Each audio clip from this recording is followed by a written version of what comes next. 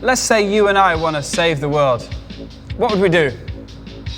We could join the eco-warriors and plant some trees, or fight with vegans to ban the quarter pounder with cheese. Then there's medical students studying degrees in schools built to fight incurable disease. But then someone's got to house all these refugees. Is it the children, the planet, or the future we save? Or drop it all until we've freed the last slave? Strikes me if we can't agree, then the odds are against us. If mankind can't find some kind of consensus, then we split up in factions, each fighting our cause. That's no pathway to peace. That's a way to start wars. So many movements out there. Maybe a good place to start would be the one that split our history apart.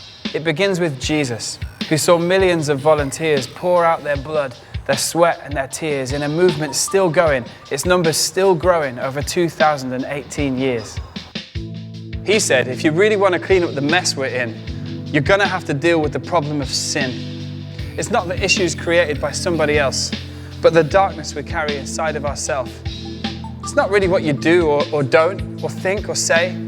It's something deeper in our DNA, a corruption into which we've all descended, so that we're not being the kind of human beings he intended. So for every one of us, for all humanity, in every corner of the earth, in every century, for every lie, every war, all the failures, all the hate, he claimed he came to set the record straight. In his own words, Jesus had a ransom to pay, a buyout clause, a collateral claim. Now a ransom implies that a fee has been set to rescue a hostage, to cancel a debt.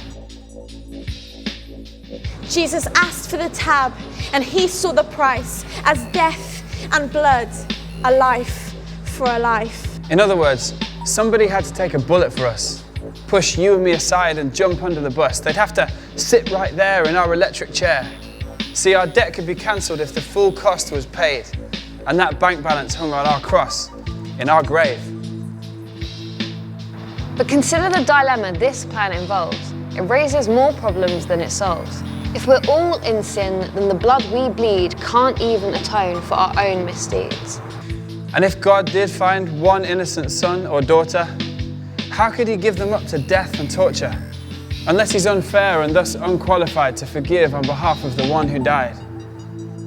To declare the murderers justified. So here's what he did to establish a truce. He put his very own neck in the noose and gave his own life to let us loose. When he became the one innocent victim who could claim recompense back from the system, the right to quash our well-earned conviction came solely under his own jurisdiction. So he bore the weight of our righteous affliction and declared our sins forever forgiven. He is free to choose what to do with the blame if it's his own blood and his own pain. After all, how could anyone dare point the finger at him and say it's not fair? This is what the Bible means when it says what God through the cross achieves, that he justly justifies the one who believes. So what you gain from this greatest of rescue plans is up to you. It's in your hands. See, heaven won't place any forceful demands. God won't push this on you with divine commands. They call it the gospel, which means good news. And the gift it contains is your freedom to choose. He's left a space where you can sign, right next to his name, on the bottom line.